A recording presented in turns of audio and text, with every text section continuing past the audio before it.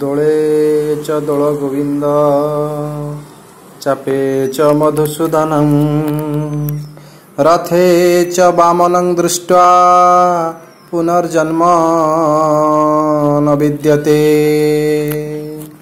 नमस्कार, जय जगन्नाथ। मुरंजन आपण मानक स्वागत करुछि आज आउ गोटे नूतन वीडियो को। आसंतु आम्भे माने आज जीवा असुरेश्वर दधिवामन जीव मंदिर को। देखंतु ये जो दृश्य आपण देखुचंती ये होचंती कटक जिला अंतर्गत असुरेश्वर ग्रामर दधिवामन जीव मंदिर। आउ सम्मुखरे एई मंदिर देखुचंती दधिवामन जीव मंदिर एवं पार्श्वरे आपण माने देखिकी आसिले ये रथ सजा हवा पई ठिया होइछंती। श्री गुंडीचा आसुछि आषाढ़ मास कृष्ण शुक्ल पक्ष द्वितीया तिथि।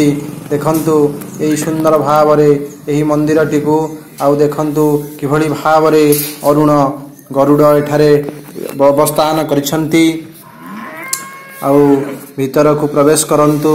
देखंतु आधुनिक पर्याय शैली रे ओडिशार कारुकीर्ति राज किभଳି भावरे सौंदर्य रे भरा।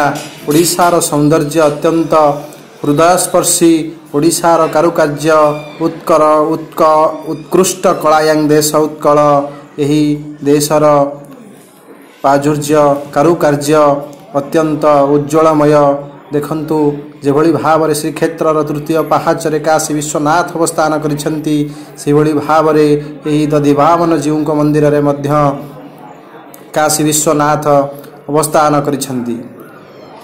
देखंतु एही मंदिरर प्रांगण आ मंदिर प्रांगण रे किभଳି भावरे मंदिर सुंदर भावरे देखुचंती।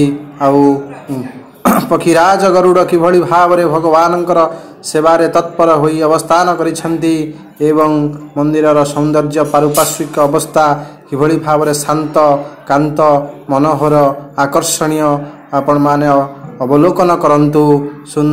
एई सौंदर्य भरा स्थान को देखंतु एवं एई प्राचुर्य को उपभोग करंतु। जेउठारे भगवान श्री जगन्नाथ अवस्थान करंती से स्थान अत्यंत शांत पवित्र मनोहर होइथाय। महाप्रभु श्री जगन्नाथ जो स्थान रे अवस्थान करंती ताहा वैकुंठपुर सदृश हो जाए। महाप्रभु श्री जगन्नाथ यदि देवदेव बलदेव देवी माता सुभद्रांक सहित अवस्थान करंती ताहले से स्थान रे तांकर ना जगन्नाथ श्री जगन्नाथ बोली गणा जाए।